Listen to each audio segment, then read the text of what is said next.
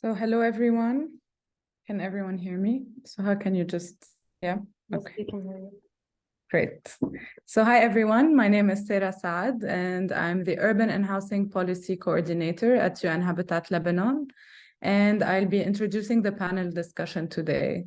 So greetings to everyone who joined us, and welcome back to our second panel discussion in the Housing Uncertainties, Financial Crisis and Social Protections virtual series. Today's discussion is titled Housing Loans, Mortgaged Lives. We will examine the intricate relationship between subsidized housing loans, economic instability, social protection, and the challenges faced by lower middle-income families in securing long-term social security. In our last discussion, we explored the trend of housing financialization.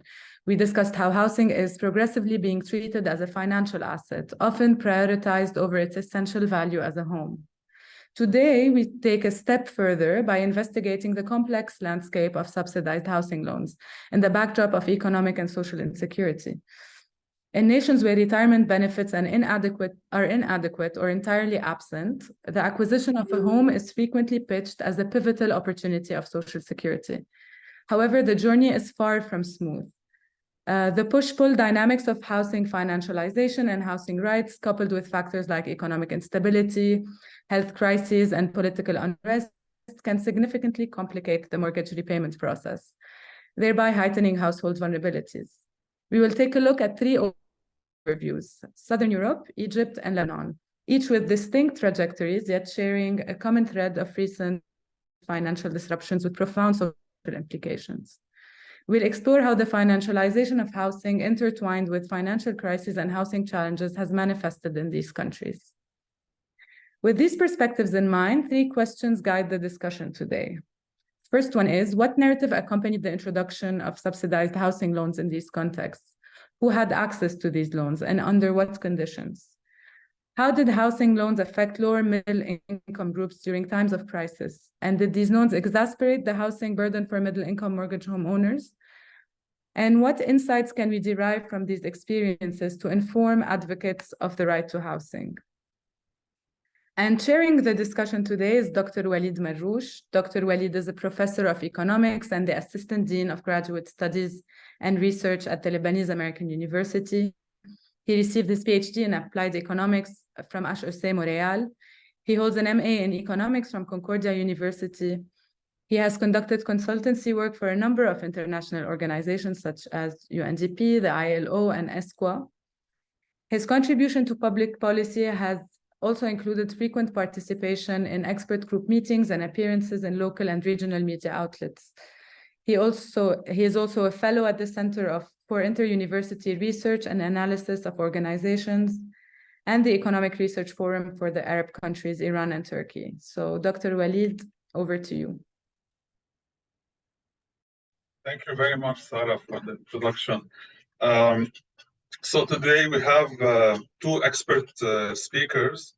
As Sarah mentioned, we have Dr. Simone Tulumello, who is going to speak about the experience from Northern Mediterranean. We have Mr. Yahia Shawkat, who is going to speak about the experience from Egypt, and we have Ms. Soha Mneimneh, who's going to speak about the experience from Lebanon. Let me first start with Dr. Simone.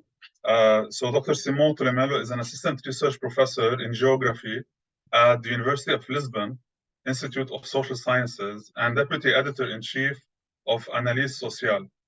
His interdisciplinary work intersects with human geography, critical urban studies, and political economy.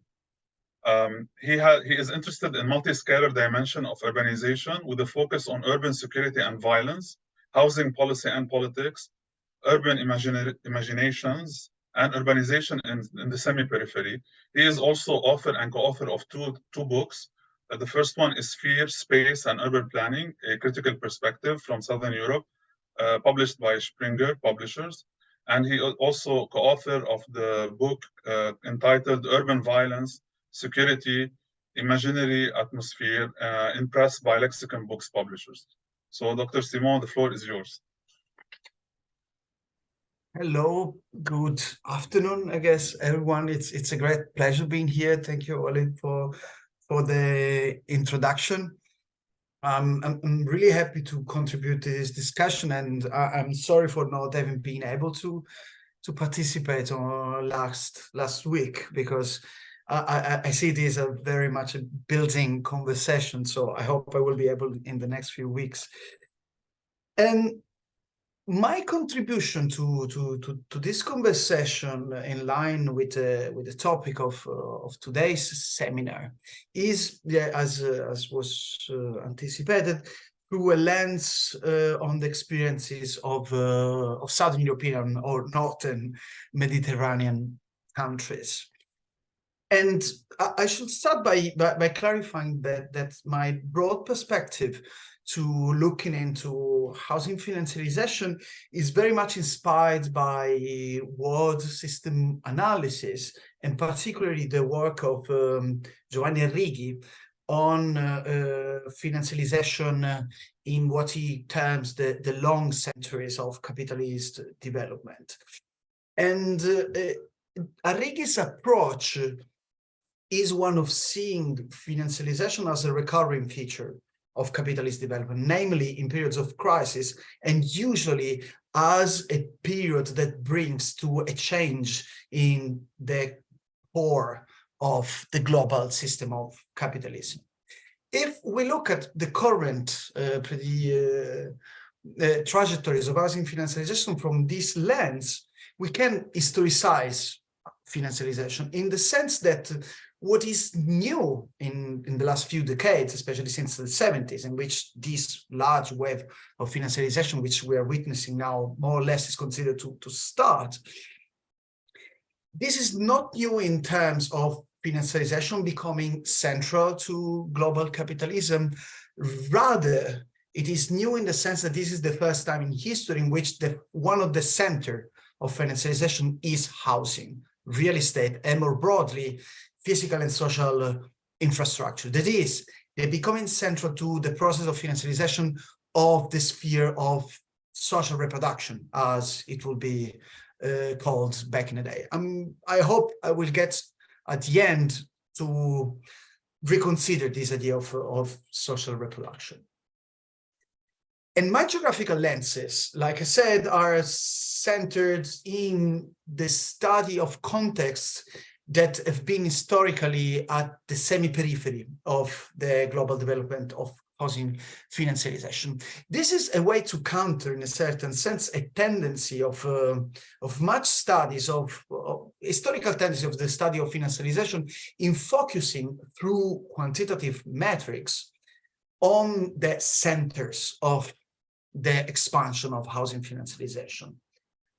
When we compare quantitative dimensions of financialization in housing, we get to the conclusion that financialization is more developed, so to speak, in countries at the center, in the UK and the United States above all.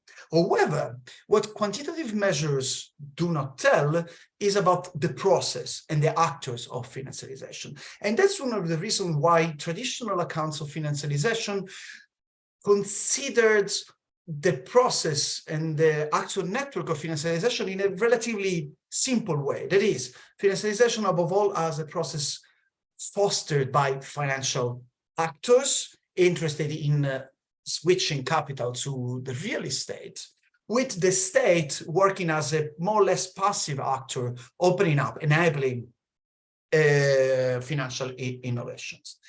Things are changing in the literature. The variety of cases that have been presented and are being presented in this seminars cycle is an evidence of this. In particular, I'm interested and inspired in an important body of studies that has recently emerged that has inquired financialization in countries that, once again, according to world system analysis, are considered the global semi-periphery, both in the global north and in the global south. In particular, I refer to studies about housing financialization in countries like Brazil, Turkey, Russia, Poland, and in the four largest Southern European countries, namely Portugal, Spain, Italy, and Greece. These studies have been looking at very different trajectories of financialization, but all in all together, what they have in common is showing processes of financialization in which the state tends to take a leading role in the process.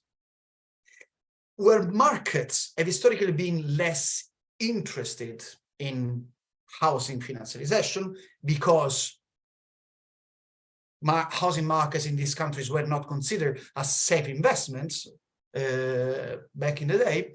In this country, we can, however, observe throughout the lenses of these studies a much more active role of the state, which, together with Mirtuda Koli-Kirakoglu, I have recently suggested that is worth considering by looking at three types of roles. The enabling role, the state opening the doors to financialization, which is the role traditionally attributed to the state. But also, second, a promoting role, the state taking the lead in creating opportunities for financialization, and the state shaping financialization, that is, changing and molding the trajectories of financialization in order to make them compatible to the specific context of the state. Indeed, through these lenses, more or less explicitly, Southern Europe has been one of the most active places of production of critical insights on housing financialization. For instance, in a recent review collected at the end of 2020, I and Mirtuda Koli have collected some 100 relevant texts published with studies on housing financialization in Southern European countries. And this activity can be understood undoubtedly in relation with the significant urban transformations that have happened in these countries in the last few years, and that were spurred by the accumulation of the financial and economic crisis at the end of the 2000s, the austerity politics and policies which followed and were very dominant in these countries up until 2015. And in the following years, more or less between 2015 and 2019, but in fact now, again, after the pandemic suspension, an economic growth which has been very much centered on tourism, construction, and real estate, a trajectory that is very much shaped by financialization processes.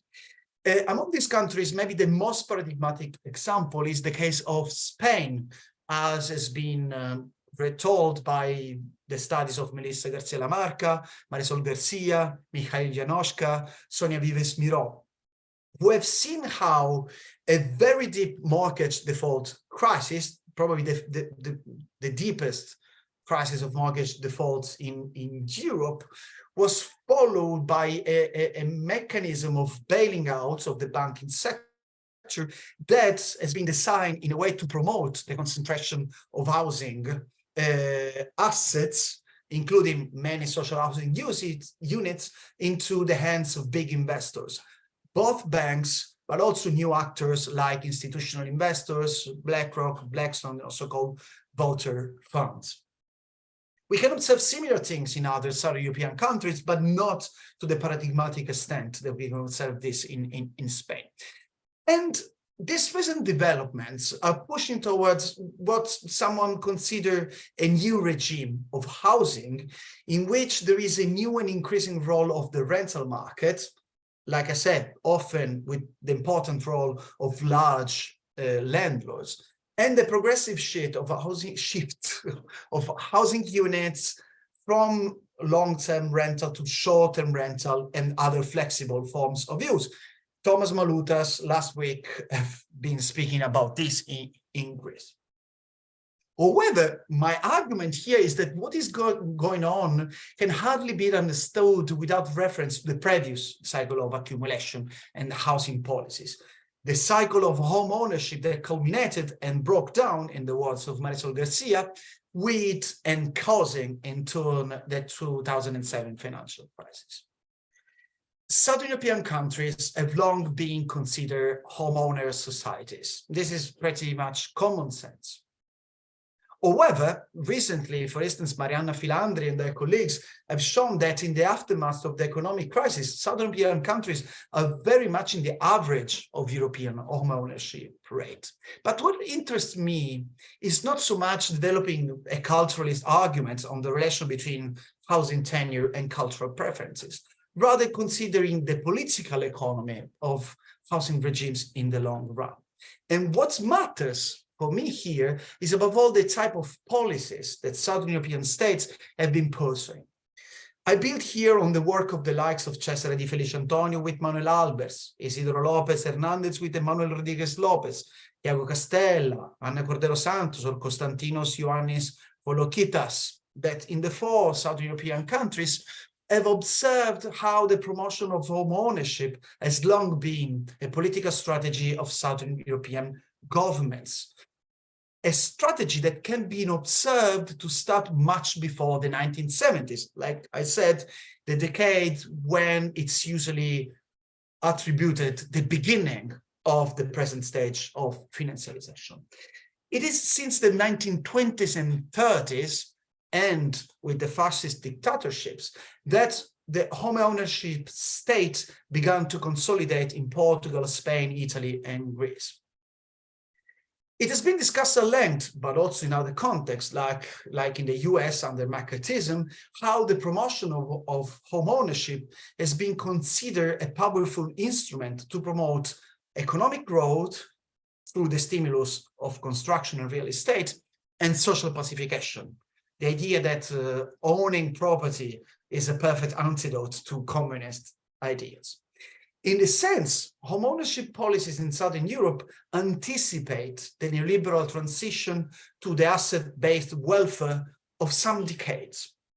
In fact, Cesare Di Felice Antonio and Manuel Albers have used the lenses of housing and home ownership policies to draw a striking continuity among the social policies of the Italian and Spanish fascist states with the dominant neoliberal politics starting in the 1980s. But what is here the specific relation with financialization? I should stop a moment and integrate my understanding of financialization as a strategy of accumulation, as I mentioned before, with a more operational definition that serves to the specific processes and operations of housing financialization. With Mirto D'Arcoli, based on the study of Southern Europe and in line with the literature that has criticized a certain lack of analytical precision in studies of financialization, we have proposed to operationalize the study of housing financialization as the increasing presence of financial actors and logics in the housing system and regime. And I want to stress the concept of increasing here because financial logics and actors have always been present in housing systems in capitalist societies. For us, financialization is the process by which their presence increase, not their present period. Coming back to Southern Europe and its long-term trends, we have observed in the study of the policies put forward by these 4 states that the promotion of home ownership has always been a financialization process. In fact, the main instrument of promotion has been the subsidization of mortgage debt, and housing debt for us is one of the 6 modes we identified of the formal process of housing financialization. And yet it is important to stress some important changes happening in the 1980s, that is, following the 1973 crisis and in line with the broader neoliberalization processes in Europe. On the one hand, actors change as public banks and banks specialized in real estate activities that were promoting home ownership before start to be replaced by private and generalist banks. Here it's also to observe the process of international integration and the consolidation of the financial markets, in many ways pushed by European policies and the process of EU integration. On the other hand, financial logics become more in line since the 1980s with the emergence of investment approaches to banking. While before, mortgage lending was considered above all an instrument to promote urban development and housing policies, since the 1980s and 1990s, it starts to be considered as an asset, mortgage as an asset that can be used through securitization, above all, to foster further financial development. In this sense, yes, thanks. In this sense, more than of a novelty, housing financialization in Southern Europe since the 70s is a process in acceleration and reconfiguration. That is, the neoliberal transformation doesn't invent financialization, it reshapes it. In concluding, I would like to reflect on the implications of this specific trajectory for understanding the way financialization shapes housing insecurity and social reproduction. While the largest works of literature is above all centered on political economic arguments, a smaller body of works is reflecting on the biopolitics of housing financialization, how financialization changes subjectivities. The likes of Melissa Garcia-Lamarca, Esdra Karagak, Maca Suarez have reflected on mortgaged lives, on the moral economy and anthropology of indebtedness. The case of Southern Europe, in this sense, shows how some dynamics that are usually considered typical of neoliberalization, the emphasis on personal responsibility and self-entrepreneurship, are in many ways part of a longer trajectory of patriarchal approaches to welfare. I use patriarchal here in a double sense. On the one hand, a specific understanding of the household family implicit in the promotion of home ownership, and on the other, on the role of the state as the patriarch caring for the society by providing access to debt. The research project on this component of financialization will benefit, I believe, in going beyond traditional formal processes of financialization and attend to the blurry frontiers between finance and grey forms of lending, between legality and informality in urban development, and how these processes interact with the production of debt and assets. I will therefore argue that research in Southern Europe, but in fact beyond that, in Europe and in the global north, will probably have much to learn from the reflections made in the Latin American context on extended reproduction, the term coined by Cristina Cielo and Veronica Gago. That is, on the necessity to break the classical production-reproduction dichotomy and rather look for how financial logics permeate, for instance, the debt-home nexus, here the work of Lucy Caballero is important, and the emergence of neoliberal logics from below, referring to the work by Veronica Gago. Indeed, the broadening of the geographies of housing financialization that we can observe in the last few years has provided us with a better understanding of a larger variety of actors, and above all, the role of the state and its policies. But we are still in dire need of a better exploration of housing financialization politics, as recently suggested by Desiree Fields, for instance. It seems to me that historicizing housing financialization and considering the genealogies of the present conjuncture, as I hoped I have somehow shown for the case of Southern Europe, is a critical place to start this project. Thank you. Thank you very much, Simone, for the perspective from the northern shore of the Mediterranean basin. Now we move with Yahia Shawkat with the perspective from Egypt. So Mr. Yahia Shawkat is co-founder and researcher of the research coordinator at the Cairo-based Tooba Research Studio, where he edits its built environment observatory. He's also an advocate and researcher of equitable housing in Egypt and spatial policies and strategies. He has authored a book entitled Egypt's Housing Crisis, The Shaping of Urban Space, published by the American University in Cairo Press in 2020. And he focuses on the social, political, and statistical history of housing in Egypt. He also co-edits Nashtari Kulla Shay, and that investigates the commodification of housing and the city in Egypt. Yahya, the floor is yours. You have 20 minutes. Okay, thanks very much, Walid, for this introduction. Thanks, Soha and Mona, for inviting me to this. Looks like a very exciting gathering. I'll just share my screen, so bear with me a minute.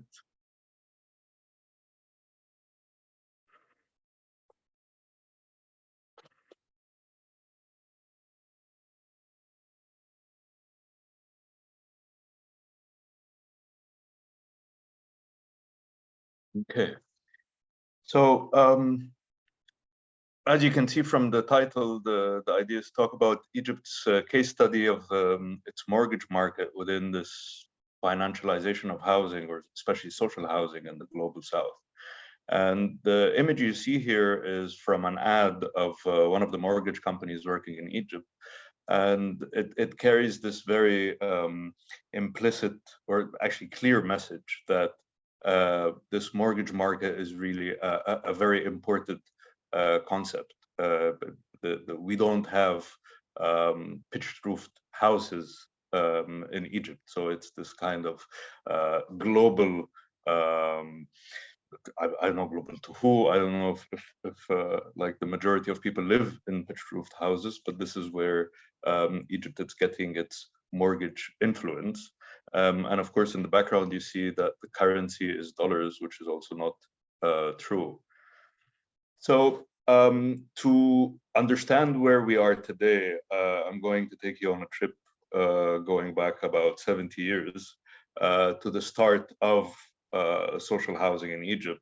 And this is really the time of the birth of the housing policy in the 1940s with Mahmoud Riyad, who is well known to a lot of architects as an architect and planner. But actually, he's one of the very first housing policy authors.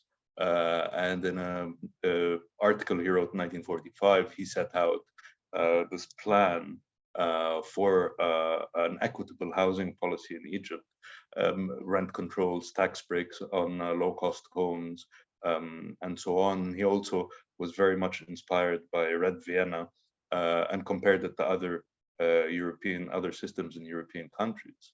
But it's the first time that I find a reference to subsidized rents, so that rents are of these proposed social housing are related to the income of the working class people who would be living there. Because so far, like Egypt sort of had experiments with social housing up till then that all failed, because what they were trying to do is cut the cost of building the housing. But however much they cheaply they thought they were building, it was still not rented out, or they could not be able to rent it out at affordable rents.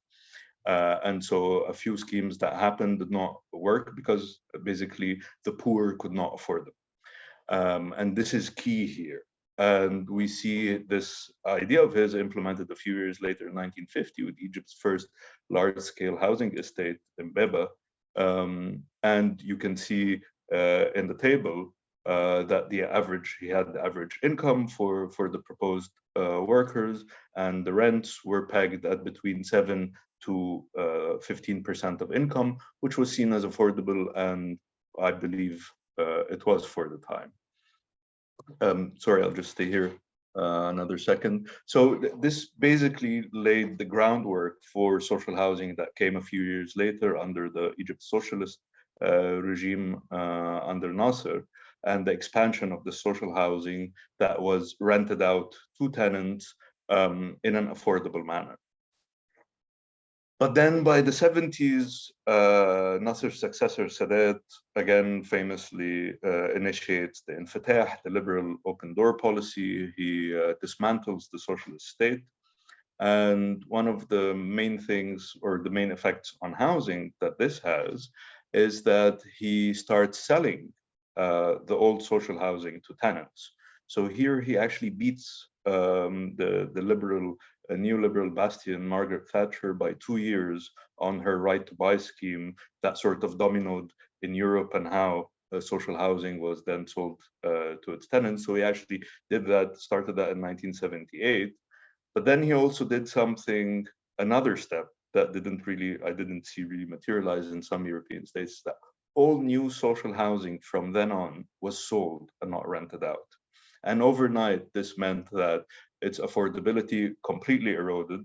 The rent to income, or let's say the installment to income that people had to pay, shot up from about 13% under Nasser to about 34% of their income. But not only that, they started having to pay down payments that did not exist with rental housing before. So now they had to rely on wealth, not just income, in order to access this housing. So of course, there has happened this, what economists call an upward filtering of people that are able to buy social housing. And this is really the template that is around till today. So under Mubarak, this sort of stayed the same up until the 1990s, when the IMF and World Bank structural adjustment program was starting to be implemented. And here is what I call the stage 2 neoliberalism. So in the first stage, we saw how social housing was commodified, changing from rent to ownership. But now we start seeing another further evolution of this. So, of course, the structural adjustment had this kind of privatization of state-owned enterprises, and the rollback of the state on housing especially is that it really pushed to have non-state-owned contractors taking state contracts for the social housing, of course, cutting public spending, so cutting public spending on building social housing. But also the cooperative loans that people had taken before to buy housing from this Sadat format were subsidized, and now the subsidy was being eroded and the interest was pegged to the normal bank interest. So then it spiked almost 5-fold overnight, putting many owners at risk of eviction. The other thing that started with ERSAP was this introduction of laws to liberalize the economy, and one of these laws was the mortgage law. This happens to come from IMF thinking around the role of affordable mortgages. So, of course, being a neoliberal entity, home ownership is very much promoted, but then how could people buy a home just on wealth? So they need credit. And here, even though a credit system existed in Egypt, this wasn't seen as serving this particular paradigm, because the credit was cooperative loans that are by state banks or institutions, and it didn't fit with the mentality that we're going to see how it sort of evolved. And then it also pegged or linked the inadequate housing in Egypt, which is the Ashwayat, to the absence of a proper mortgage law, which is like very farcical if you know a bit about Egypt and how people actually build. And very quickly, we find a very coordinated attempt between the World Bank, the International Finance Corporation, the IFC, which is the World Bank's private sector lending arm, the EU, the Canadian International Development Agency, and USAID to give this technical support, studies, and build the infrastructure of mortgages. So first, the studies were done on the tenure and why tenure is informal, because this is a very big, important component of mortgages. Banks cannot lend or collateralize property that is informal. So this was the first start. How can we formalize this housing so it becomes securitized? The second part was doing a large-scale housing demand study. It's actually probably the only one till now. This was in the mid-2000s, stating house prices, sizes, what people really wanted to sort of initiate this market, or to read the market outside of the existing local, let's say, knowledge of existing developers. The other part is establishing legislation and procedures. So one of these programs actually drafted a mortgage law that was then passed in 2001. And this real estate finance law also included provisions for private sector social housing. So it was not just about mortgages, but there was also this laying the groundwork for social housing to be financialized. It standardized mortgage lending processes, established property registration offices, a model property registration office and system that should be replicated. It also established regulatory bodies, so the Egyptian Mortgage Refinance Company, the Finance Authority, and the Guarantee and Subsidy Fund that are today the Social Housing and Mortgage Finance Fund. It also helped, or this coordinated effort helped establish the first mortgage companies in Egypt. Private companies buy loans and equity investments. So it's a full package that lasted pretty much a decade and a half in that sense, building the infrastructure. That was then sort of followed up with introducing this kind of private home ownership support and shifting the social housing from being built only by the government to parts of it being built by the private sector. Now, this didn't really work in that time frame. So from the mid-2000s till just after the revolution, part of the national housing scheme at the time had the so-called mustasmirin, or investors access or scheme. They were building more or less to the same scale, so the same size of social housing that the government was building, but selling it at different prices, so it was much more expensive. The mortgage didn't come in the beginning, so the developers were developer financing it. So the down payments were more expensive, the repayments were more expensive because it was a shorter time frame. So in the end, the installment to income ratio, or also to get in, the cost to income ratio for the lowest income level was about 500% of income, because it had the very big upfront payment. Whereas if you took the government housing, which was the same size, maybe didn't look as nice as these did, you pay 20% of your income for the installments, and the down payment was relatively cheap at the time. Another thing that started happening is that while the World Bank found that the mortgage market isn't really moving, so how do you support it? And there was no better way than to give Egypt a $300 million loan to initiate a concerted, subsidized mortgage scheme for social housing. This started in 2009, so about a couple of years just before the revolution. The idea was to change the subsidies from supply side, so the government subsidizing the contractors, to the government subsidizing the buyers. This sort of graph gives us an idea of what happened then. So you see the mortgage market sort of come from almost zero in 2004-05 to about 4 billion pounds of mortgages within 6 years. It looks like a big number, but then when you see how many mortgages were given, it's about 15,000 properties. So 15,000 properties in that time frame was barely 1% of new housing built in that time frame. So it's really a little dent after all this effort was put into it. The other thing is that you see about a third of these properties were social housing. So here is the start of this link between social housing being the driver of the mortgage market and not the kind of the open market, for many reasons that I will not go into, but I don't know, we can discuss that in another time. So then the current state that we have today started in 2014.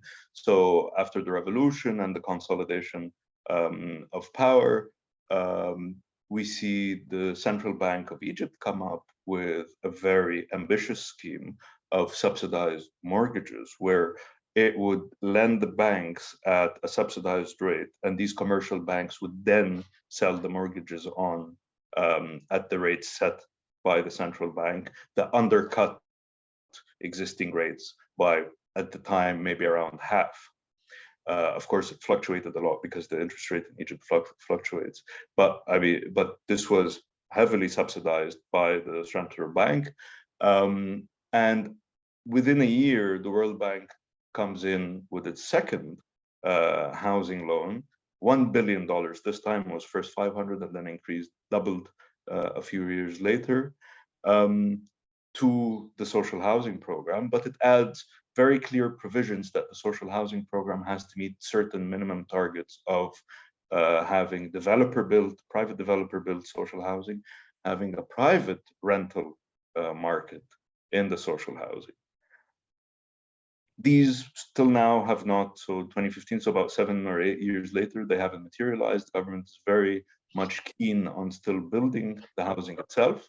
Sorry to interrupt, Yahya, you have 5 minutes. Okay, the last couple of slides, bro.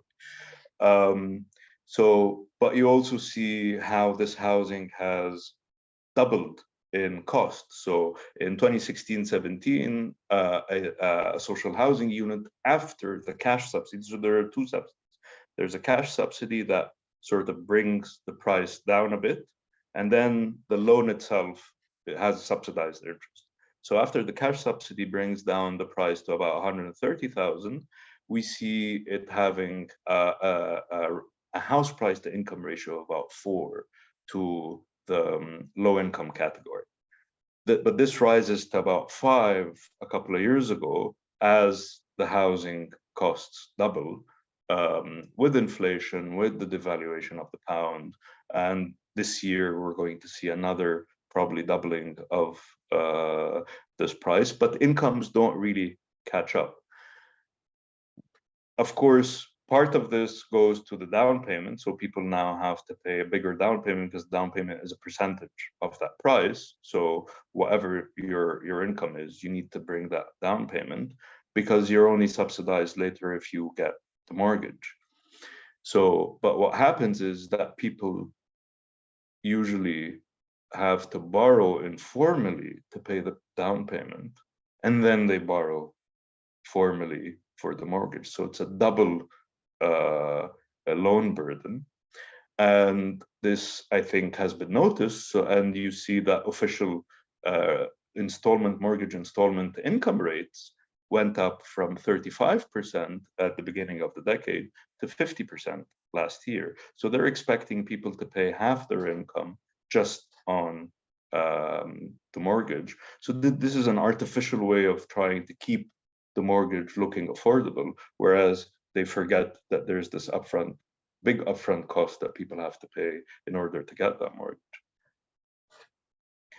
So today, what we find is that there's a few statistics. I thought at first there was a lot of statistics, and then it took me a while to compile these, is that the social housing mortgages are about, to aggregate from 2014 till now, these subsidized mortgages are about 55 billion pounds that have been given out to about 500,000 applicants. You see the banks on the left here, a lot of them, the dark blue, are completely state-owned. The light blue are partially state-owned, and the other color are private banks and mortgage companies. So it's still state banks that have the majority of loans. It's about just a little under 2/3. But this remaining third is really what the mortgage market was about, is to get these private actors in. And they're not really private in terms of being individuals or investors. They're actually other governments. So you have some of these banks with major stakeholders like the US government, you have the UAE government through its sovereign wealth fund, you have Saudi interest in some of these banks. So it's the shifting of the social housing. These people, these investors actually own the loans of the low-income groups that bought the social housing in Egypt. This trend is due to rise with this new privatization drive. So a couple of these dark blue banks are slated for privatization before the end of this year. So this percentage is going to shift some more. But what we see after 2 decades of spending all this money and support on a mortgage market in Egypt is that on the column that you see on the right in orange is the percentage of loans given by some of these banks that I was able to find the financial information on that is social. So the biggest bank, Ahli, for example, 87% of its loans are for social housing. So it's only a small percentage, less than 13%, that goes to sort of market housing. Bank Masr, the second one, is almost 100%. The numbers aren't very clear because it wasn't the same time frame, but I'm imagining it's very close to 100%. Housing and Development Bank is 60%. So on average, you're talking about 83% of these loans are social housing. So the market loans, the main idea of mortgages isn't really working. And this tells us that this is really an artificial mortgage market. It's supported and propped up by very expensive international loans, so over $1.3 billion that Egypt is now struggling to repay among its very, very big debt burden. Interest rate subsidies that are now subsidized by the government, so by the public purse. They're going to be subsidized for the next 20 and 30 years. So the terms of these loans, they have to pay the commercial banks the difference, which currently is about 17% between the subsidized rate of 3% and the market rate that is around the 20% range today.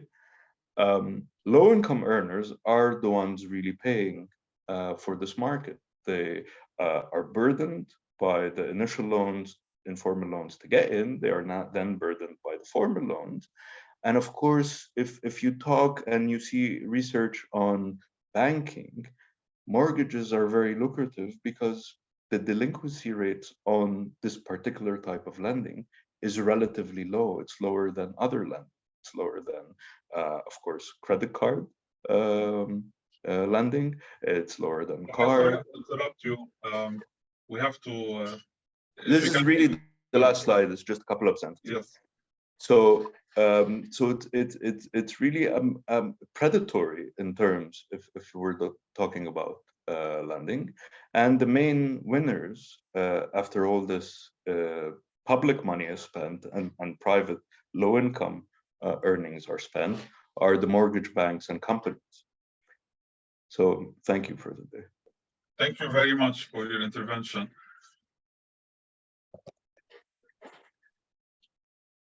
All right, so we now move to our third speaker, Soha Mneimneh.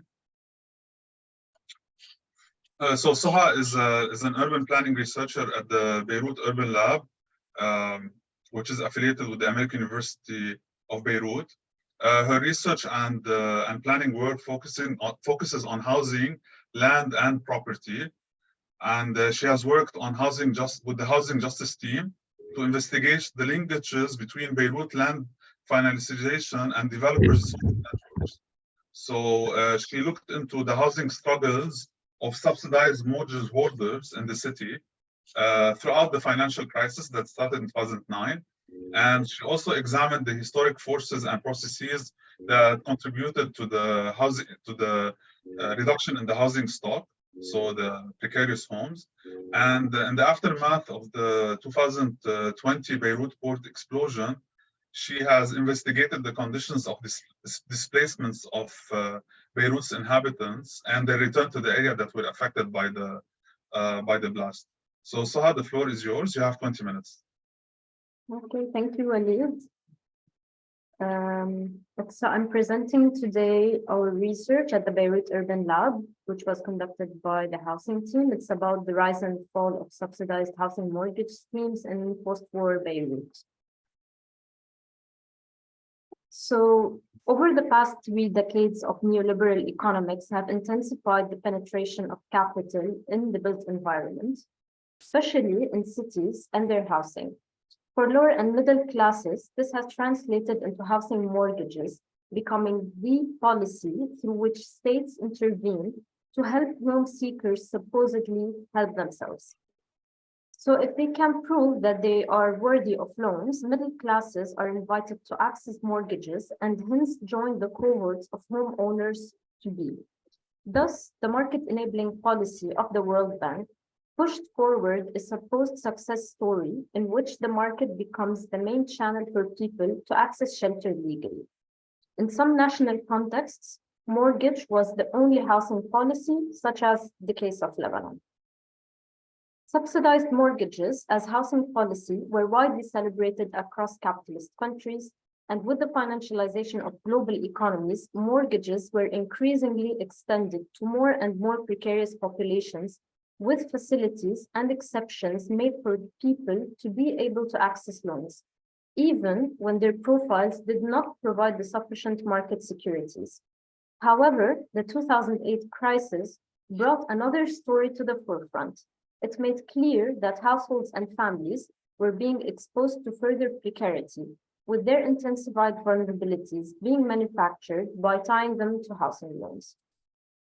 So indeed, these social groups first found their entire lives mortgaged to the repayment of loans. And once the crisis hit, they were also losing their homes since they were largely unable to repay the loans. So from Detroit to Madrid, we also know Dublin, Athens, as mentioned by Simon.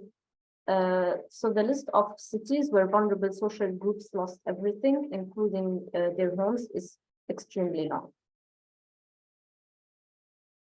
So taking, for example, this graph, it shows that foreclosures in the US, it indicates that the period of recession coincides with the peak period of foreclosures when banks seize properties of defaulting clients. So in addition, the granular data indicates disproportionate effects on more vulnerable populations.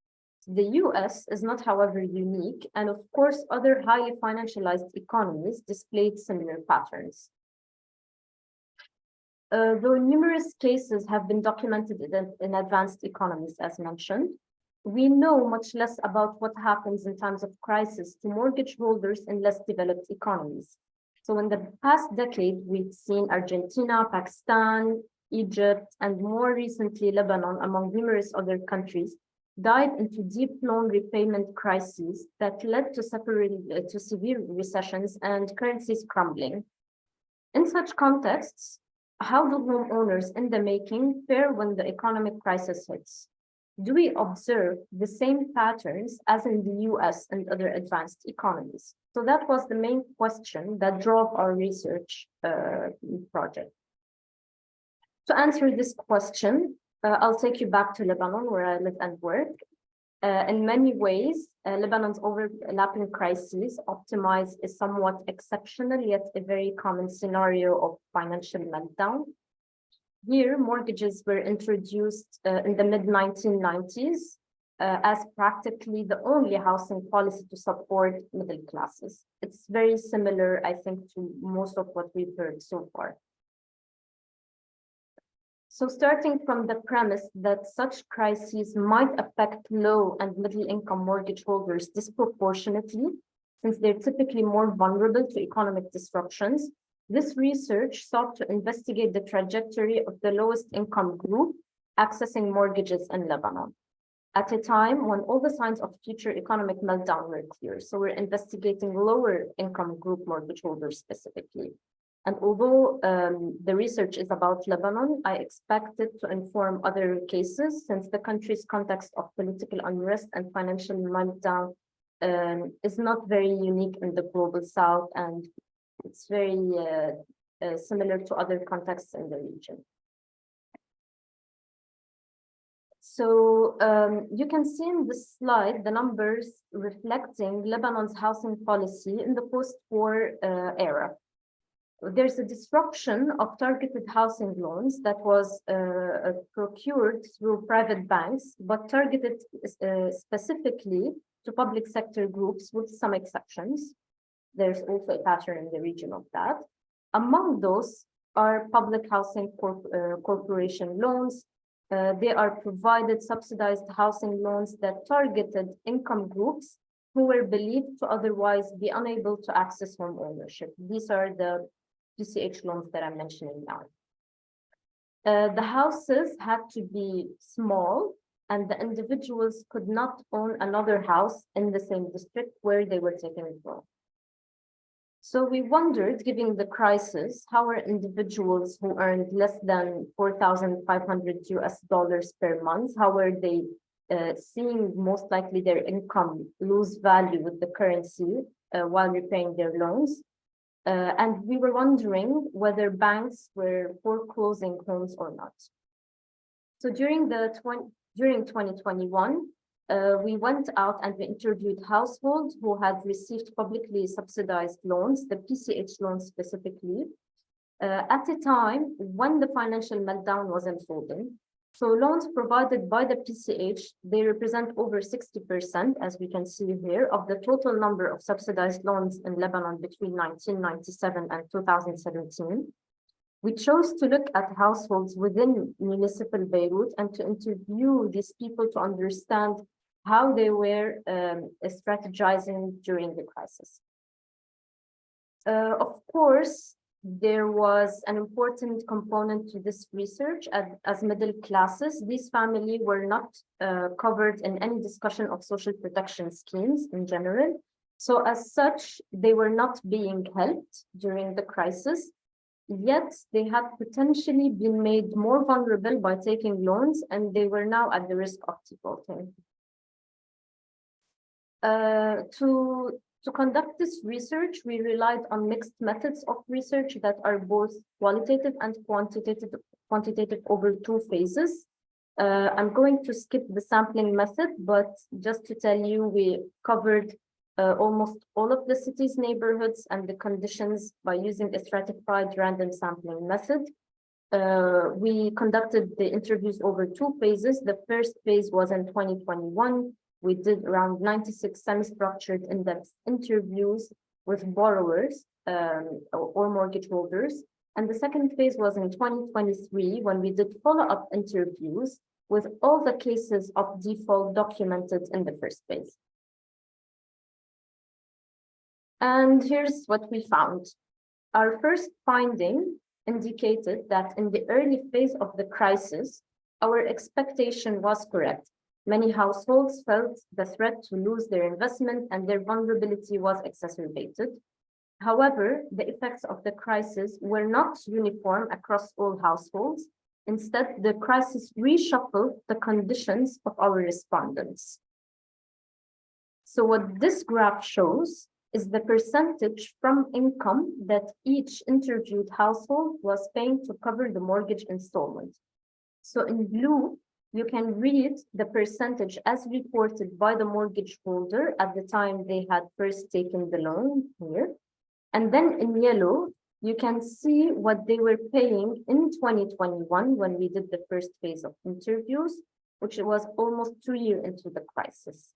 And so what this graph shows, the finding shows that the effects were highly unequal. Some respondents and households were paying substantially more, and others were paying actually less than what they used to pay. And so how do we explain this discrepancy if the households had the same profiles as dictated by the Public Corporation of Housing, which are the loan conditions? You can see here, of course, the profile required by the PCH. A person has to have an income below 4,500 per month, of a specific age, in a specific location, etc. So what happened? In reality, our interviews revealed that the application process was much more informal than we thought. So individuals misreported their income level, they added sponsors, they adjusted property values, and all of that sort of additional schemes that they used to be able to access the loan in the first place. And so many also reported that they had relied on social networks, or they had to meet someone or get a letter from someone to be able to get help to access the loan in the first place. When we interviewed people, we also looked at the trajectories of families. So we can see how the story here unfolds also from the perspective of the household. Here we see, for example, Mr. X, who had to sell his car and his wife's gold to get the first down payment and secure a mortgage loan. When the crisis hit and the port explosion happened, he was at risk of defaulting. Mr. Y had a similar pattern. He sold his car, took a personal loan, and asked his brother to also take out a loan so he can buy a PCH mortgage house. And believe me, these are like 2 examples, but there's a pattern, there's a very clear pattern of the sacrifices that people make in order to access the loan in the first place. So in sum, due to the level of informality that was embedded in securing loans, the households were more diverse than we expected. And the difference between them explains why the impact of the crisis was very different. I'm not going to dive into details in the graphs because of the time limit. Our second finding was that at a later phase of the crisis, things started to change. So decision makers deployed extensions and exceptions as foreclosure prevention mechanisms. They also relied on informed practices to manage the crisis. They ultimately were producing an unexpected outcome. So mortgage holders largely actually benefited from the crisis, at least in securing a home for much cheaper costs. So what this graph shows is the multiple decisions and extensions adopted by public officials to prevent foreclosure during the crisis. This is like very different from the case that Yahia was describing, where actually the decision makers changed the rate of the loans. Here, actually, public officials tried to prevent foreclosure, and we actually have one of them, Ronnie Lahoud, the president of the Public Corporation of Housing, here with us on the Zoom call. So he was actually one of the 5 minutes. 5 minutes? Okay. Yes. Okay. Okay, so these keep okay. I'm going to skip, but that's like the extensions and the exceptions that were introduced during the crisis, and they were never actually, they didn't produce a response to the financial crisis, but they responded to it indirectly through the other crises. And so what this graph shows is how the number of mortgage takers, which had increased exponentially when state agencies looked to incentivize buildings, was now declining after 2019 rapidly as more and more households rushed to close their loans and benefit from the devaluation. And to give you an example, so someone who had taken an average loan of $66,000 could not close it, could now close it for less than $1,000. As a result, instead of high rates of mortgage foreclosure, we documented high rates of mortgage closure. And so the pictures that emerged from the PCH showed agents tracking the applications for mortgage closures. Follow-up interviews with cases of default we conducted in 2023. That's the second case. They showed that almost half of the households were defaulting on repayment when we interviewed them the first time between 2019 and 2021, were closing their loans in 2023. Default rates dropped from 29 to 3%, which was, it's very similar to the pre-crisis rate. And even those who were still suffering from the crisis preferred to sell assets, borrow money, or rebudget to close their loans and secure full home ownership. The third and last finding is that although most mortgage holders benefited from the crisis, we don't think this is a success story to celebrate the mortgage system. Instead, a hard look at the winners, even when looking strictly at housing mortgages, shows that the main beneficiaries were actually the well-off who had also taken loans they did not need. So in sum, the crisis reproduced the same social inequalities. Looking at the stories of the remaining cases of default, we cannot expect whether or not these low-income families will lose their homes or not. You can see clearly why. These are the remaining cases. The crisis reproduced gender inequalities. I'm not going to dive into that because of the time constraint. And finally, also by looking back to the landscape of loans, we can clearly see that high-income individuals also benefited from the crisis. This includes high-ranked judges, capital market authority employees, even politicians who in many cases were changing the laws and policies to allow themselves to benefit from central bank subsidies.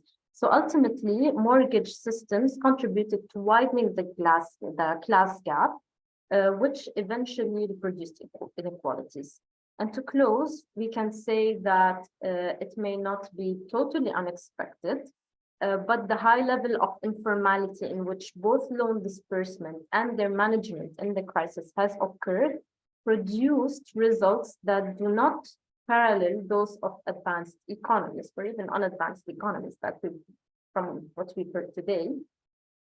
And it's impossible to actually generalize from this case only, but certainly it suggests that more work needs to be done before we can derive reliable hypotheses about the effects of financial meltdowns on low and middle income mortgage holders in contexts of high informality and political instability.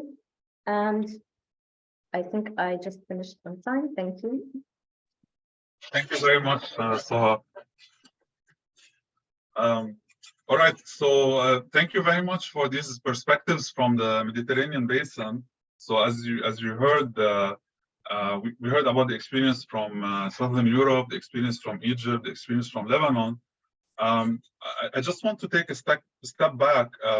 If we want to look at the commonalities between the two sides, first we notice in terms of government policy an explicit shift on both sides of the Mediterranean basin in terms of approach. So at the beginning of the 20th century, we noticed more focus on supply side management of the housing market. And then as we move further in time, we notice that this is shifting more to demand side. And in parallel also, we notice the rise of the banking sector, both in Europe and in the Arab region, and also the so-called financial inclusion. So basically when people start to having bank accounts. Now, we all know that banks make life easier, that's true, but they also make it more expensive. So the concept of general equilibrium is very important to understand the housing crisis. And in the presence of credit, and this idea is not new, it's very old. I mean, the political philosopher David Ricardo in the 19th century, 200 years ago, talked about how the price of lands is basically how prices of lands are justified, and basically it's about the capitalization of long-run profits. So we noticed that housing and housing prices reflect this capitalization over time, and the easier the credit, the higher are the prices of apartments and of land. It seems that it becomes like a vehicle for what banks want to do. They want to land, and the housing market becomes a primary target in that sense. So we notice these two similarities, right, between the two experiences. But now I want to come to specific questions, and I will start with the speakers by order. First, about the experience in Europe. Simone, you mentioned the recent change also in the type of rentals, right? You talked a lot about the ownership culture, the rise of the ownership culture. But there is recently for example, the rise of tools like Airbnb and short-term rental. So in your opinion, how was this reflected in the affordability in the many parts of the northern Mediterranean shores? Yeah, if you want to intervene, and then I will move to the next question. I prefer to make all the other questions and then. All right, if you prefer. All right, so next I want to move to Yahia and the experience of Egypt. And you gave us a very interesting historic perspective from the days of when Egypt was a kingdom, and then it became a republic with the socialist experiment, and then the end of the socialist experiment. We noticed, I mean, you talked about the lack of affordability over time, right? It's increasing, but there's something missing. What happened during the 70s, and especially in the 80s and 90s with the Mubarak government, you had this what we call corporatism, where you would move from a public monopoly, so something owned by the government, to a private monopoly. So it's not really, there was not really a change, but it's just like going from the left pocket to the right pocket. So it was not really an opening of the market to competition and to liberalization, but more likely like a crony capitalism of kind of situation. And also you mentioned the role of foreign investors, but you didn't tell us how they came and they work with whom in the context of Egypt. And also the big elephant in the room, the role of the Egyptian army in the sector, not just in the real estate sector, but in all productive sectors in Egypt. And last but not least, Soha, very interesting research you have done. I mean, I have looked at your research before, but you continued during the crisis. You mentioned something about how the experience from Lebanon can be generalized to other developing economies. But it seems that there's something peculiar about the Lebanese case. It seems that they were actually winners. I mean, the ones who took loans in the Lebanese context, be it public loans and especially private loans, because those who are connected, politically connected and economically connected, benefited a lot from housing loans, and they ended up being the winners because as the crisis unfolded, and if you follow the Lebanese crisis carefully, you will notice that the central bank actually chose winners and losers by its policies. So when they forced payments to be done at the old exchange rate, and this actually made everyone who took a loan to be a winner because they were paying it back in local currency that is losing its value, and many were buying banker checks and closing their mortgages, and they ended up like some we can call them won the lottery in this sense. But also at the same time, can you talk about the role of the banks as landlords? Because we know that banks in the Lebanese context were so involved in the real estate sector that they are the largest owners of land in Lebanon currently, built up, and also land, just real estate holders. So if you want, we can start with Simone. Thank you. Yeah, thanks, Walid. Let me first say it's great to have spoken together with Yahia and Soha. And I mean, sometimes, with all the problems of the policy schemes that you guys have been describing, it's still incredible how in Europe we think we are at the forefront of housing policy. Why, with all the problems, your cases show in some way an interest of the state in still doing something for housing affordability, with limits, with etc., but intervening. While here we are completely on ourselves. And this links to the questions that Walid asked, which is, with the end of the cycle of accumulation of ownership in the crisis, there has been a first crisis of affordability due to many people losing their shelter, basically, right? And especially in Spain and in Greece, though this has been delayed in Greece to some policies. On top of that, you have had economic crisis, which means reduced household income, so increasing. Then, since 2014-15, prices all across Southern Europe have been growing extremely fast. The fastest growing prices are probably in Portugal, and especially in the big cities, in Lisbon and Porto, where prices have basically doubled in a matter of 5 years.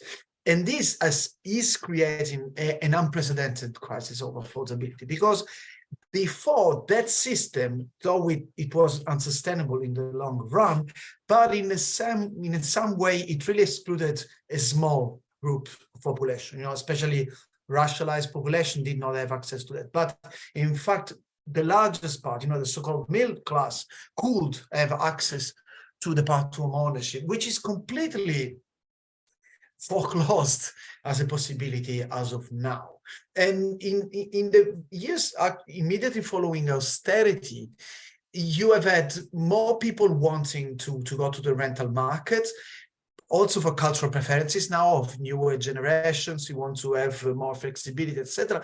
But this becoming very hard, precisely because much of the offer for the rental market was going toward short-term rental and all those things. So you had very little supply because it was much more interesting for landlords to put housing units in this touristic market, but also markets for other groups.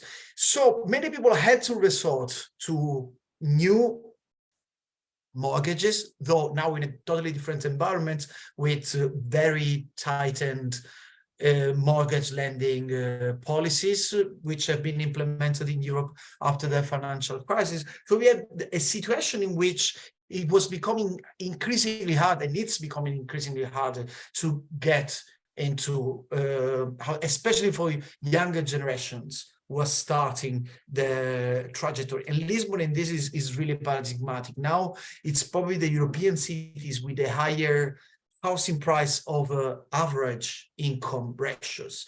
That is, it's not the most expensive cities in absolute for housing, but compared to wages, which in Portugal are very low for European standards, is probably the most expensive.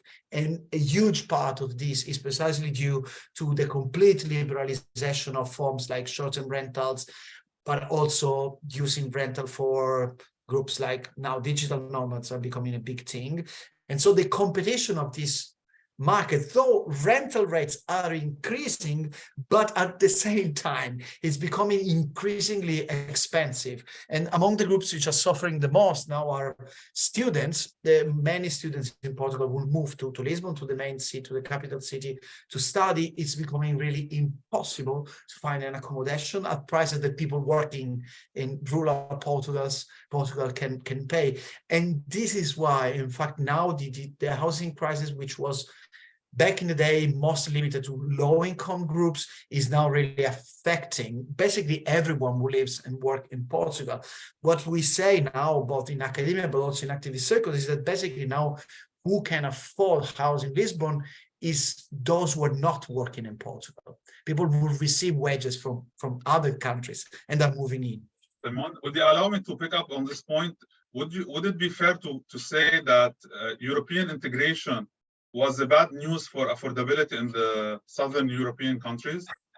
There are several dimensions of European integration that was an issue of affordability. I referred before to the integration of financial markets, which apparently was a good thing for affordability because it lowered interest rates, and so it eased the access to the mortgage, but which we are paying now in the long run. For a period of time, the 80s and 90s, European integration helped reducing prices for accessing home ownership, but at the same time, it was pushing austerity and reducing social housing policies. So it was decreasing affordability on the other hand. And during the austerity period, especially the countries that have gone through financial bailouts, Portugal and Greece, but also Spain with the bailouts of the financial system, had been basically forced to liberalize the rental market in Portugal and the special planning system in Portugal and in Greece, thereby easing this new round of accumulation centered on real estate. Thereby, yes, there is a clear role of the European Union and of the European integration process in this. Also, and this is a peculiarity of Southern Europe, Southern Europe is maybe the only semi-peripheral region in the world which has not a problem of devaluation of the currency, like in the case of Beirut. Beirut has been mentioned by Soha, the increasing value of the dollar, which is increasing prices.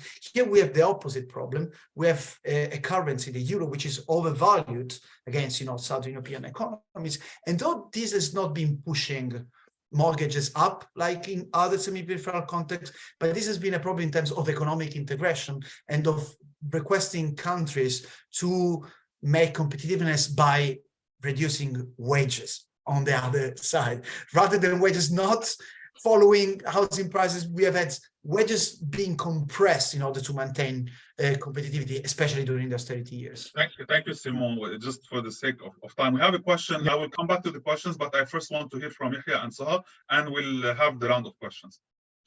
Okay. Well, it's good points you make. I mean, the transition, you really need to look at the housing market as, let's say, three components to simplify things. So you have the component of the finished product, selling the finished product, which is the housing developers.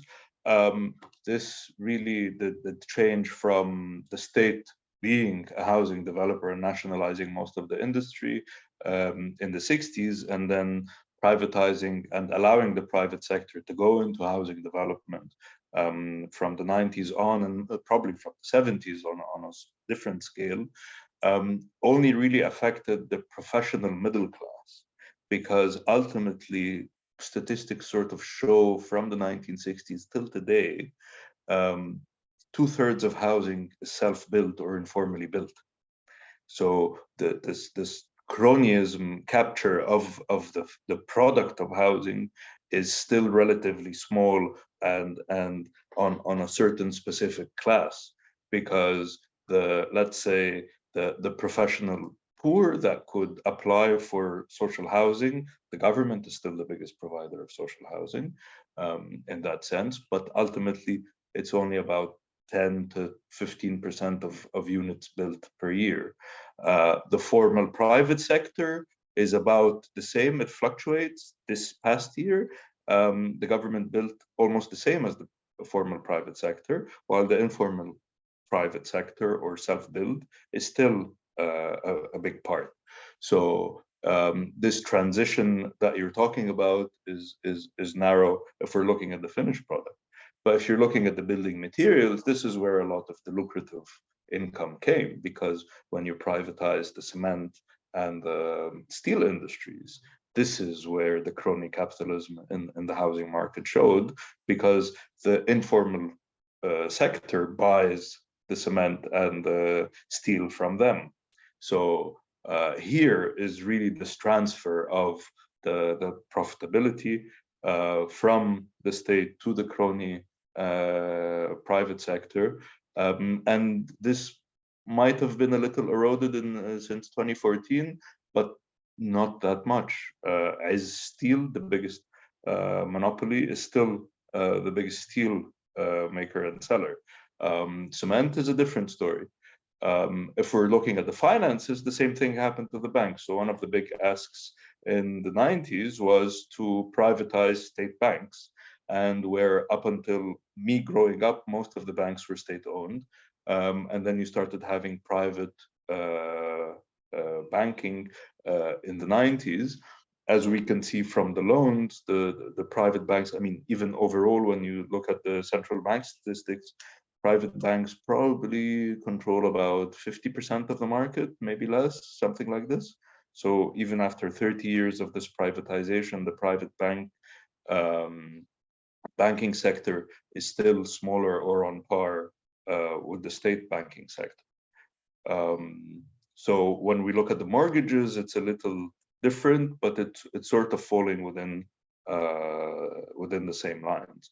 But of course, this we're going to see becoming bigger, and if they do privatize the two main big banks, this is going to be a game changer. But there's still no talk about those being privatized. Thank you, Yahia. I'll shift now to Soha. Yes, thank you, Walid, for the questions. First, about generalizing the case of Lebanon and the experiences of Lebanese mortgage holders. Of course, I think that more research should be done before we can generalize, even if several contexts in the global south or in the region have very similar conditions. So regions of political unrest, regions where there's a very high level of informality in general in all sectors or in the housing sector. Speaking of the case of Peru, I just found out that it's very similar to the case of Lebanon. So it would be interesting actually to see the similarities in the conditions that have led to that. I know that in the case of Lebanon, there were also financial tools and laws that allowed actually people to benefit somehow from the loans during the crisis. And so if we're going to talk about the winners and what the central bank did, and that the central bank actually chose the winners versus the losers, I don't really want to celebrate that because, as mentioned at the end of the presentation, that not only middle-class homeowners were the people who benefited from subsidized housing loans. There's a very wide array of beneficiaries, which includes politicians, which includes judges, which includes decision makers. And so I think that even though the law, the main financial law protects people from defaulting and from foreclosure during financial crisis, the financial law. At the same time, I think that we've seen that it's very easy for politicians and policymakers to change the law when they want to change the law. And so I think it's very political and not that technical. And I think that we really had champions in Lebanon who prevented that. And that's why we have a group of people today, mid-lower income people, who benefited from that. So at the same time, we should also remember that on the other side, we have decision makers and politicians who also wanted to benefit. And for them to be able to benefit, they had to do that package and that scheme. So they won't have their homes seized as well. So I'm just thinking about, because I don't want to celebrate the central bank, and to me, it's not a very innocent thing that happened, even if people who are more vulnerable ended up benefiting too. And so about the role of banks as landlords, there's another research project that we actually also worked on at the Beirut Urban Lab. It's a research project that looks at who the landlords are, actually who the developers are over the past 30 years, since the end of the Civil War, which was in 1991. And so we surveyed all of the newly built buildings since then. And we found out that very few banks actually were developers, unlike more advanced economies and more financialized economies, where banks and financial institutions heavily penetrate the real estate and the building market.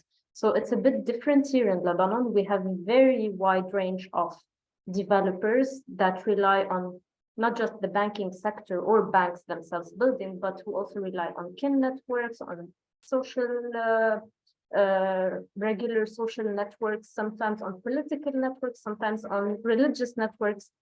So that's if we want to look at banks as developers. But if we also want to, if you're asking about banks as landlords and whether or not they seize properties, I think before the financial crisis, actually, we've seen banks seize properties, which is very interesting.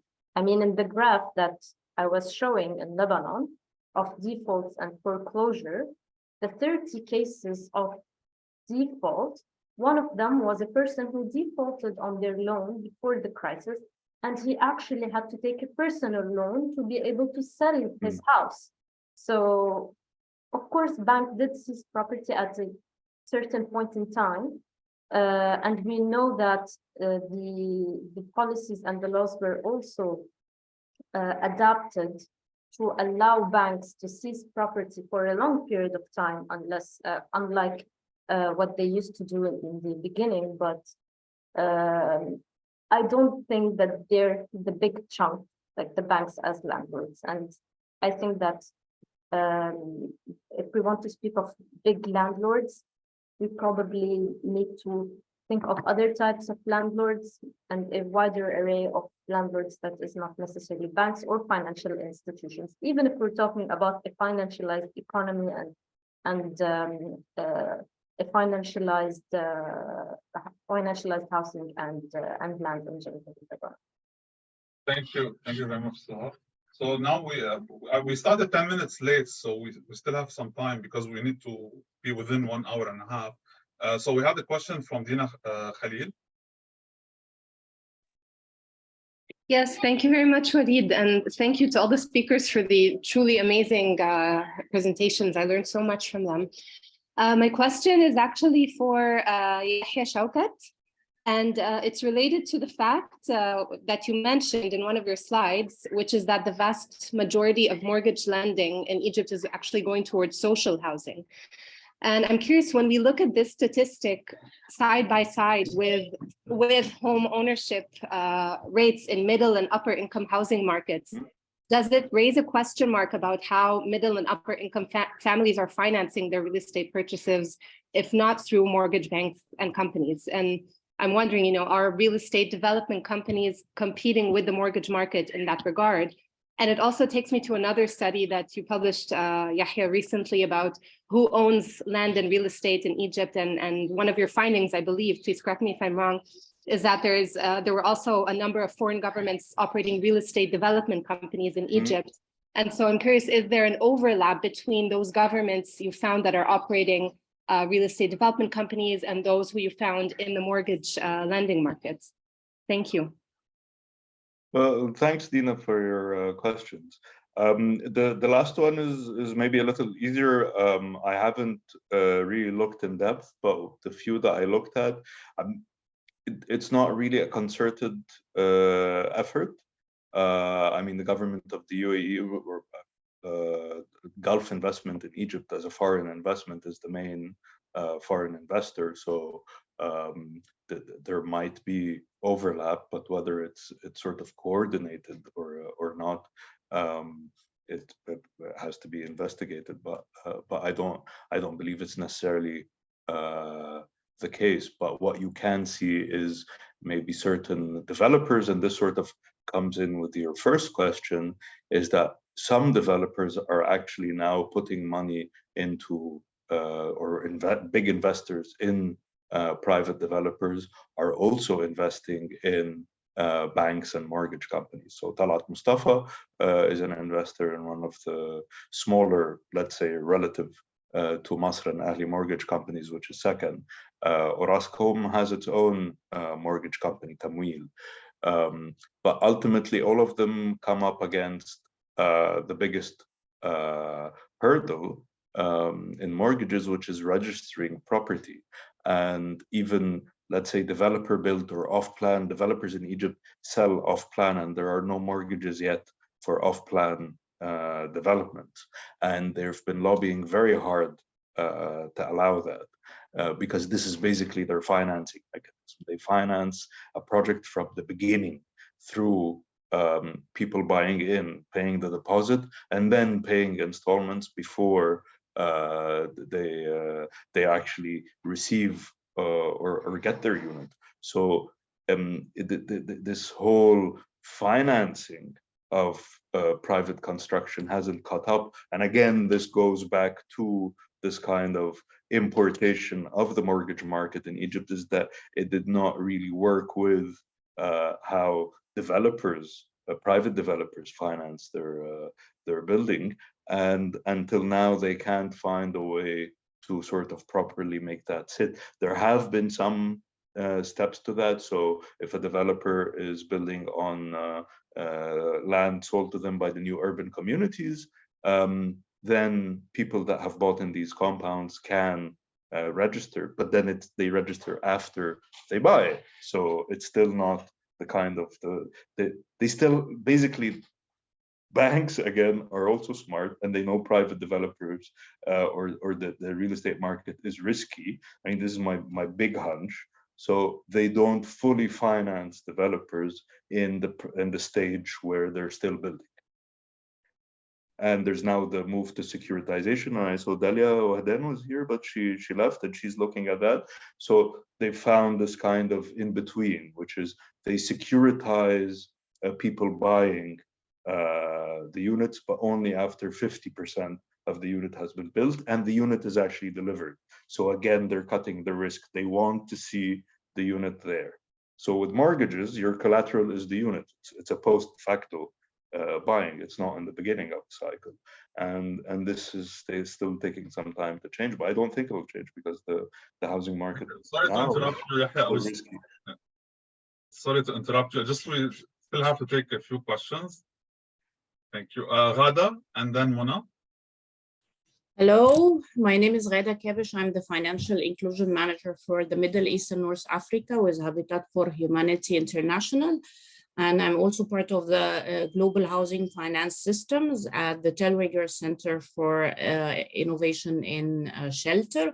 And thank you very much for all the three speakers. Great insight, totally in line with our work at FHHI. And I really want to just draw the attention to the definition of social housing, because what started was intended to support low-income housing families in Egypt has become barely affordable for middle class. If you look at the prices, if you look at the designs of the homes, if you look at the way they are situated in the middle of basically nowhere with no access to employment, it's basically a setting where the families that use these housing, subsidized housing, which is still very expensive, need to have a car to live there, which is not the case for low to middle income, the majority of the Egyptians.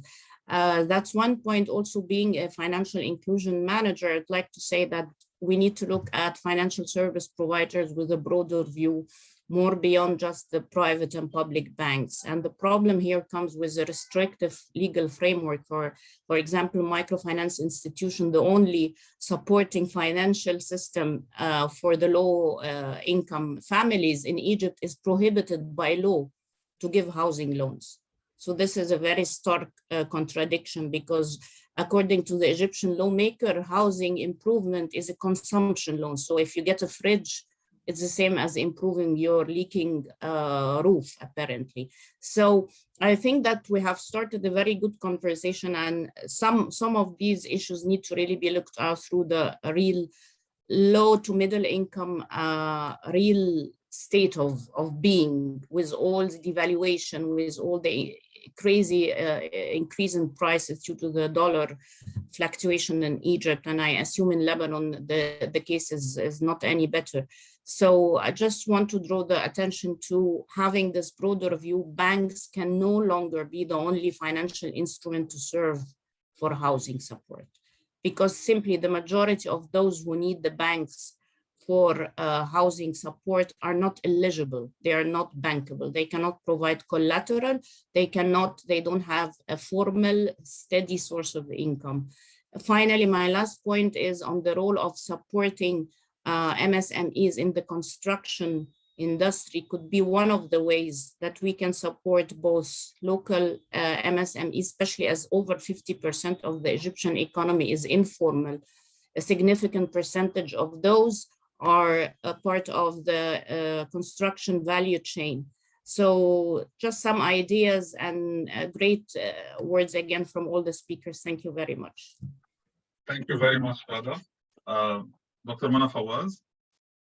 Yes, hi everybody, and thank you for amazing presentations. I'm conscious of time and we're losing people, and I have a question that may take us a little bit on the other side, but I kind of feel the urge to push us a little bit into thinking about the so what of all this great research.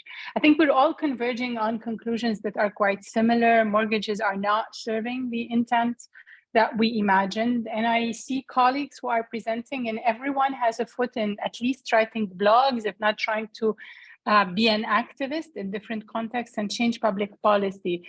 So my provocation is, who do you think, aside from colleagues in academia, is reading this work? Do we have this work pushing for a different kind of transformation in the national or regional context in which we work? Is it getting any traction where you are writing it or producing it? Thank you. Or how do you think about it anyway? Thanks. Thank you very much. Anyone wants to pick up on this point?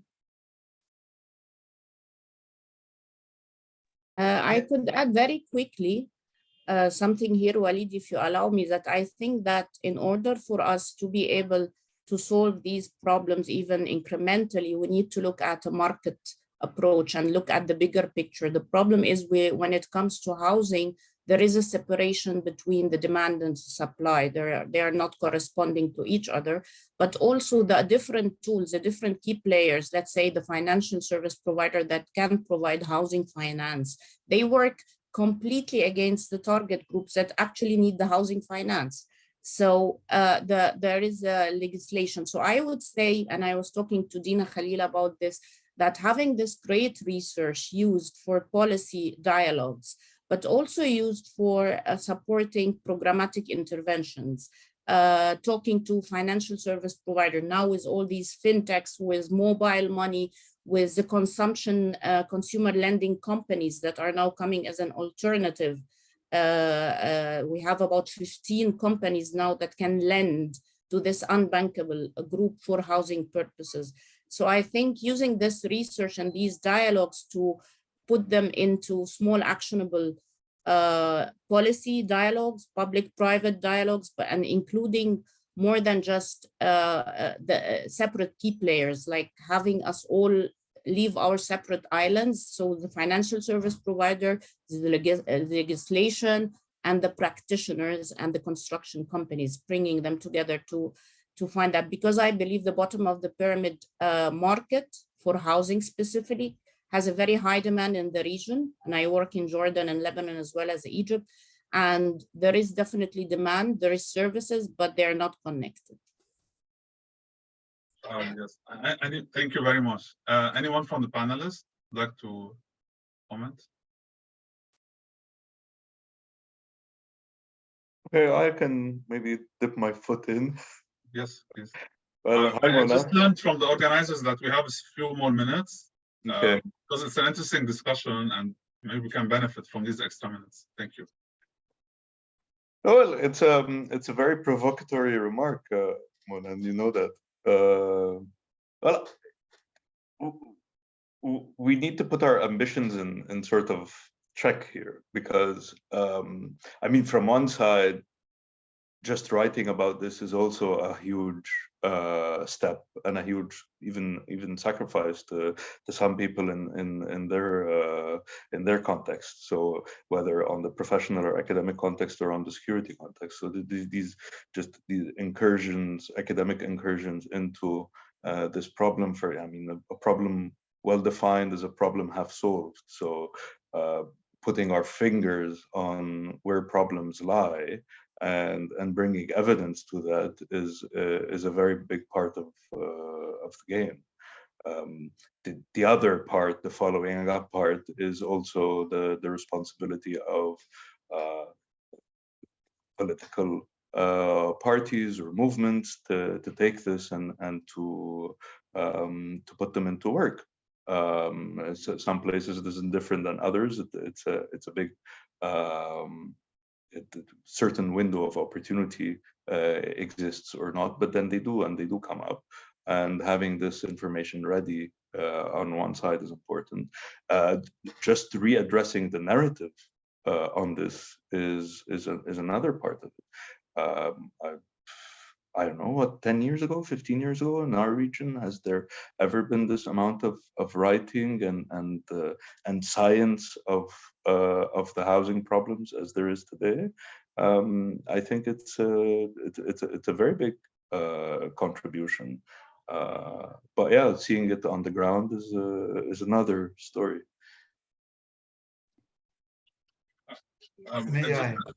Yes, go ahead, Simone. Actually, can I ask you my follow-up question and you can pick up? Yes, you mentioned when we talked about the European integration, I just wanted to clarify that I also had in mind the fact that dealing with a larger market, also so a larger demand, would have necessarily affected the Southern Mediterranean, Southern European countries, especially from more affluent countries in the north, affecting the affordability in Southern Europe. Yeah, I mean, on that regard, I don't see it necessarily as a matter of demand, but as demand without protections in the housing markets, because there's always been tourism, for instance, and an important circulation in Southern Europe, but it's more recently with the liberalization of housing markets that, for instance, tourism has had this huge impact on housing prices, while back in the day with stronger protections, for instance, in the rental market, the effect was less powerful. So it's a mix of new demands with an increasingly residual housing policy. And to answer to Mona, I think this is exactly where I was trying to finish, then the political component has been somehow missing. And in this sense, I would say that we scholars or the academia have been laggard vis-a-vis the society in this. I mean, social movements have been saying these things for a few decades now, and now we're beginning to pick up with some delay. Housing studies are coming back since 2015, 2016. But I would say that in this sense, there is a very global shift in understanding of housing. I mean, 20 years ago, at least in the West, but increasingly so also in the rest of the world, everybody had this idea that, the final goal was home ownership and getting a way to get to own your home, and that the state basically should empower you to do that, and that's all. While I think this is changing. The financial crisis has started to crack, some ideas about the role of the financial system, and increasingly, the evidence that financial actors are kicking people out of their homes in any number of ways is really being followed by a different perspective on these things. One example, rent control in Portugal, which was basically started to be abolished in the 1990s. And here rent control was made very badly, these rental freezes. For 30 years, it was impossible to speak about rent control in Portugal because people say, we don't want the rent freezes. Nowadays, almost everyone is talking about rent control and the need for rent control. And this is a very conservative country in terms of social policy, in the terms of what the meaning of property, etc., etc. So things are changing. In terms of what needs to be done here, I think I'm pretty much in disagreement with Hada. It may be that mine is a European perspective, but I really think that finance should just be kicked out of the housing system. I mean, in the same way as nobody honestly believes that you can fund a universal health system with financial actors making a profit, nobody should trust that you can build a housing system with investors getting a return. They can definitely work for high-end housing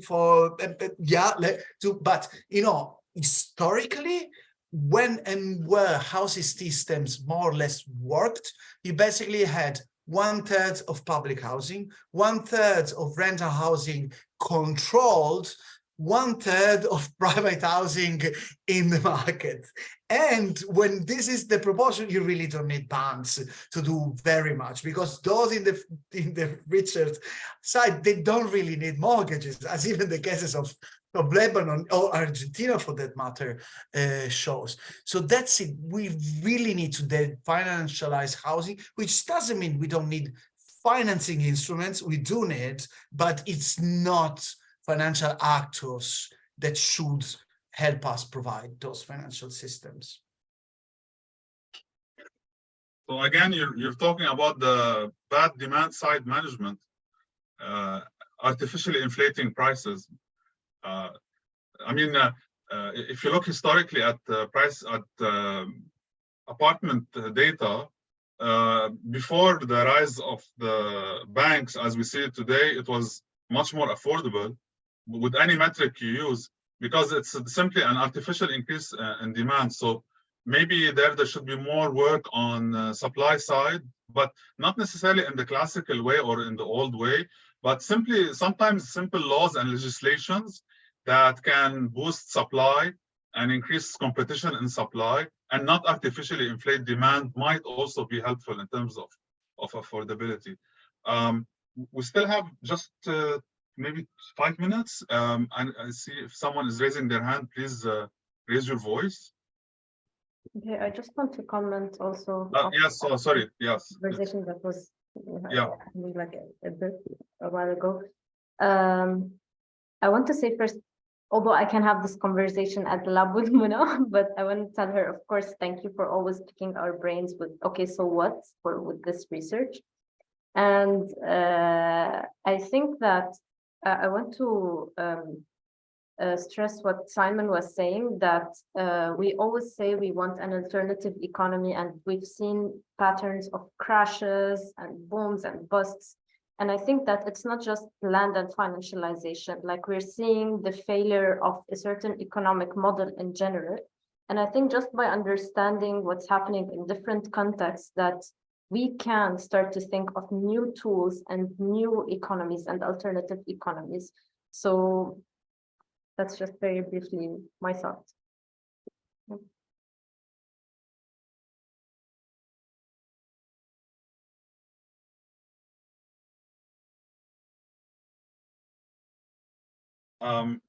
Any more questions? Okay, I'm hearing none, so I think, yeah, we are way over time. So I would like to thank everyone for this interesting conversation. I mean, we had these two perspectives from the north and the south basin of the Mediterranean.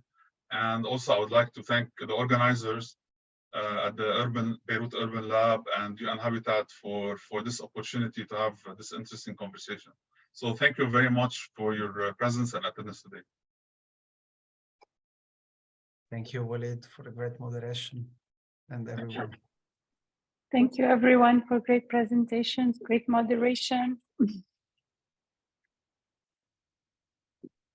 Yeah, thanks for this. I learned a lot today. Thank you.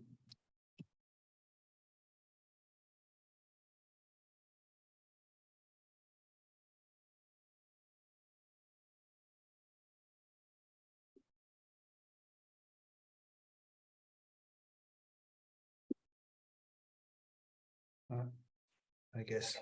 Okay. So I sent you an email. If you have if your work is already published, please send it to me. I really would like. It's really interesting. These weird effects of informality within the